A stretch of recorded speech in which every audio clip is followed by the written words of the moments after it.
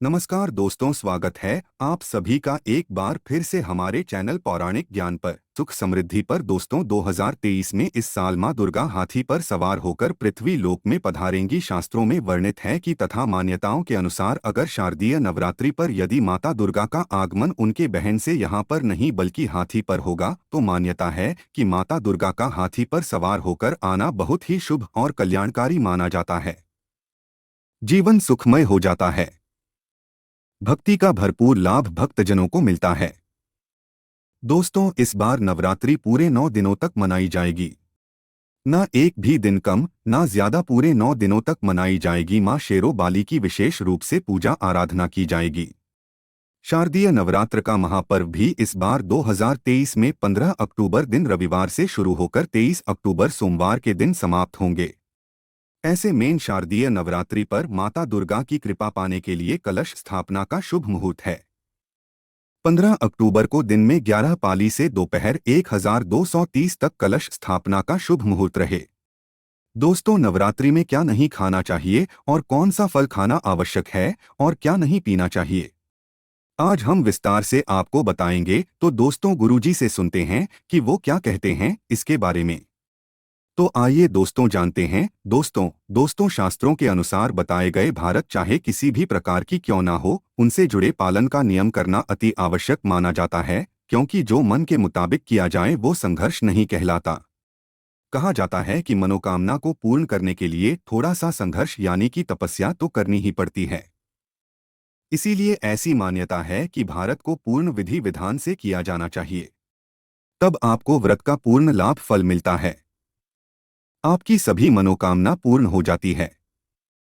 इसीलिए हर शास्त्र यही कहता है कि सच्चे दिल से अगर आपके मन में ईश्वर के प्रति श्रद्धा हो तो बिन पूजा पाठ के ही सारा फल मिल जाता है, और अगर मन में इस बार के प्रति शंका हो तो उस मनुष्य को कई जन्मों तक सुख नहीं मिलता।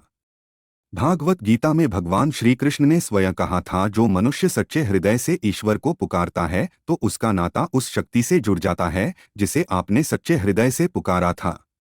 इसीलिए भगवान भी कहते हैं कि सच्चे हृदय से ही ईश्वर को पुकारें तो वो आपकी हर मनोकामना पूर्ण करते हैं।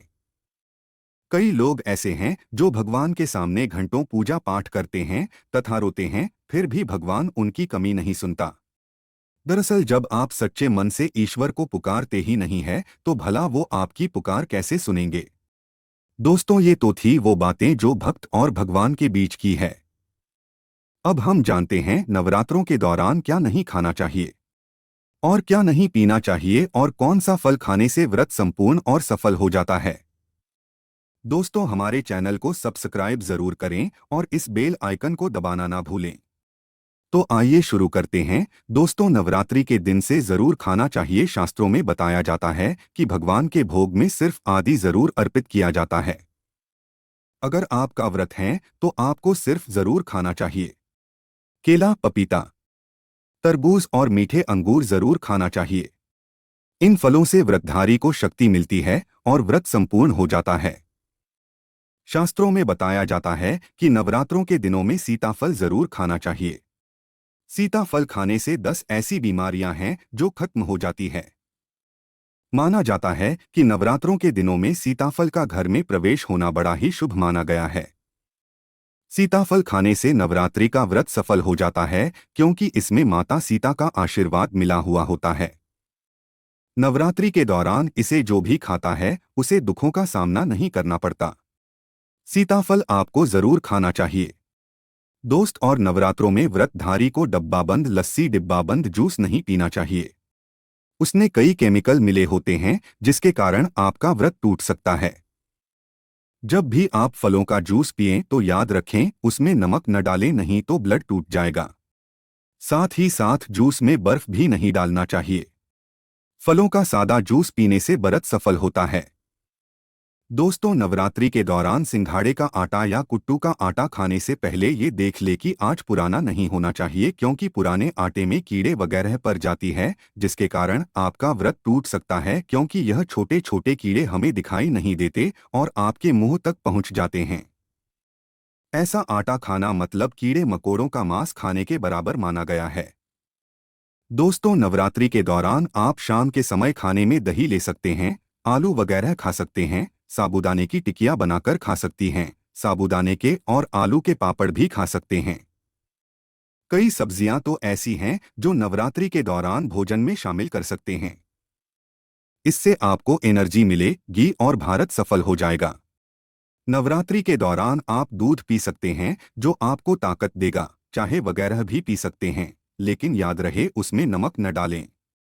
एक बात का ध्यान रहे, व्रतधारी को पेट भर खाना यानी गले तक भोजन नहीं करना चाहिए, नहीं तो व्रत रखने का कोई भी फायदा नहीं होगा। थोड़ा थोड़ा खा सकती है। दोस्तों, नवरात्रि के 9 दिन आदि शक्ति माँ दुर्गा को समर्पित होते हैं।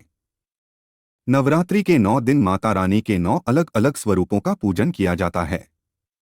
नवरात्रि के 9 दिनों में माता रानी को अलग अलग स्वरूप के हिसाब से अलग अलग पुष्प, अलग अलग भोग अर्पित किए जाते हैं।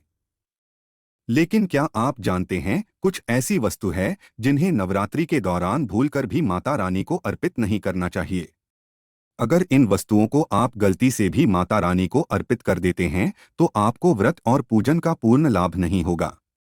इसीलिए माता रानी की कृपा प्राप्त करने के लिए आपको यह जानना अति आवश्यक है कि वो कौन सी ऐसी वस्तु है जो माता रानी के पूजन में भूलकर भी इस्तेमाल नहीं करना चाहिए। तो आइए मां का जयकारा लगाते हुए वीडियो को शुरू करते हैं। दोस्तों, नंबर 1, नवरात्रि के दौरान शादीशुदा महिलाओं को सफेद कपड़े पहनकर पूजा पाठ नहीं करना चाहिए, साथ ही साथ काले कपड़े भी नहीं पहनना चाहिए। इससे पूजा, व्रत आदि खंडित हो जाती है। माता की चौकी जब आप लगाए तो उसके नीचे कागज नहीं लगाना चाहिए। माता की चौकी हमेशा लाल कपड़ा बिछाकर ही बनाना चाहिए। हमेशा याद रहे, नवरात्रों के इन 9 दिनों तक व्रतधारी को अपना आसन मां की चौकी के आगे ही लगाना चाहिए और वहीं पर आपको सोना चाहिए। मंदिर को नवरात्रों के दौरान अकेला नहीं छोड़ा जाता, बहुत ही अशुभ माना जाता है। इससे दुर्गा माता नाराज हो जाती है और हमेशा के लिए चली जाती है। दोस्तों, नंबर 2, नारियल। हिंदू धर्म में नारियल को समृद्धि, धन, श्रद्धा और सम्मान का सूचक माना जाता है। नारियल को श्रीफल भी कहा जाता है। नारियल को सुख समृद्धि में वृद्धि करने वाला माना जाता है। नारियल का हर मांगलिक कार्य में विशेष महत्व होता है। जैसे कि आप सभी जानते हैं कि माता रानी के कई मंदिरों में नारियल से बलि भी दी जाती है और माता रानी के पूजन में नारियल का इस्तेमाल हम सभी करते हैं। खासकर कलश की स्थापना नारियल रखकर ही की जाती है। माता रानी के पूजन में हम नारियल इस्तेमाल करते समय कुछ गलतियां कर बैठती है। दोस्तों, नारियल कई प्रकार के होते हैं। एक हरा, दूसरा सूखा जिसके अंदर पानी होता है, जिन्स नारियल के अंदर पानी होता है। माता रानी के पूजन में सदैव पानी वाला और जटा वाला नारियल ही इस्तेमाल करें। नारियल का पूर्ण होना चाहिए। नारियल चटका हुआ या टूटा हुआ नहीं होना चाहिए, क्योंकि साबुत नारियल ही पूर्ण और पवित्रता का प्रतीक होता है।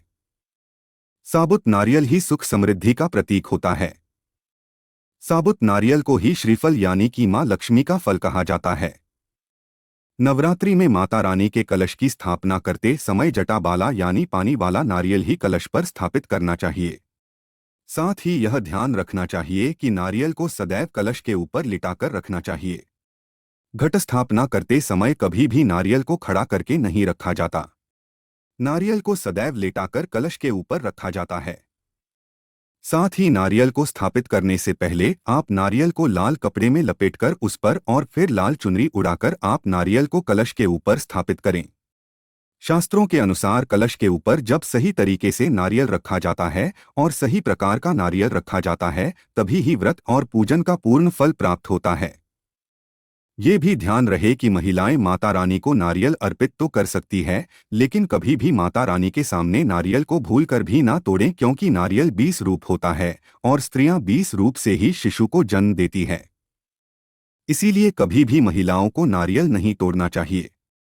दोस्तों, नंबर 3, लौंग। लौंग हम सभी माता रानी के पूजन में इस्तेमाल करते हैं, लेकिन लौंग का इस्तेमाल करते समय एक बहुत बड़ी गलती कर बैठते हैं।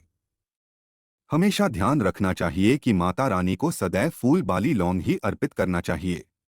जिन सलोन के ऊपर फूल नहीं होता या फिर जिस लोन के पीछे लकड़ी की डंडी नहीं होती, उसको आप माता रानी के पूजन में भूलकर भी इस्तेमाल ना करें। स्कूल वाले लोगों को ही पूर्ण माना जाता है और माता रानी के पूजन में कोई भी अपूर्ण वस्तु कोई भी खराब वस्तु या टूटे हुए अक्षत इस्तेमाल नहीं करना चाहिए। इसीलिए सदैव माता रानी के पूजन में फूल वाली लौंग का ही इस्तेमाल करें। दोस्तों, नंबर 4, तुलसी के पत्ते अर्पित नहीं करने चाहिए। मां दुर्गा के पूजन में तुलसी पत्र का इस्तेमाल करना वर्जित माना जाता है। तुलसी पत्र के अलावा आंवला भी माता रानी को अर्पित नहीं करना चाहिए और दूर्वा भी माता रानी को अर्पित नहीं करना चाहिए। दुर्गा भगवान श्री गणेश को अति प्रिय है। नवरात्रि में आप भगवान गणेश को दूर्वा अर्पित कर सकते हैं। भगवान विष्णु जी को तुलसी के पत्ते अवश्य अर्पित कर सकते हैं, लेकिन माता रानी को भूलकर भी तुलसी के पत्ते या दूर्वा अर्पित न करें। माता रानी को सफेद फूल भी अर्पित न करें। माता रानी को सदैव लाल रंग के फूल अर्पित करने चाहिए। लाल रंग के फूल माता रानी को अति प्रिय है। खासकर माता को गुड़हल और कमल के फूल अति प्रिय है। शास्त्रों में बताया जाता है कि घर में माता रानी की 2 या 3 मूर्तियां या फोटो नहीं होने चाहिए। इस बात का भी आप विशेष ध्यान रखें कि माता रानी के पूजन में कोई भी खंडित चीज इस्तेमाल ना करे। खंडित चीज जैसे कि चटका हुआ या टूटा हुआ दीपक या फिर अटका हुआ कोई बर्तन। साथ ही यह भी ध्यान रहे कि लोहे के और प्लास्टिक के बर्तन आप माता रानी के पूजन में इस्तेमाल ना करें, क्योंकि प्लास्टिक के चाइनीज बर्तन हड्डियों के पाउडर से मिलकर बनते हैं। ऐसा ना करें। ऐसे बर्तनों को माता रानी के पूजन से सदैव दूर रखें। माता रानी को जो पुष्प अर्पित कर रही है उन्हें सुनेंगे नहीं। सुनेंगे हुए फूल या गिरे हुए फूल या फिर मुरझाए हुए फूल माता को अर्पित न करें। दोस्तों, कमेंट बॉक्स में लिखें जय माता दी। जानकारी पसंद आए तो एक लाइक तो बनता है। धन्यवाद।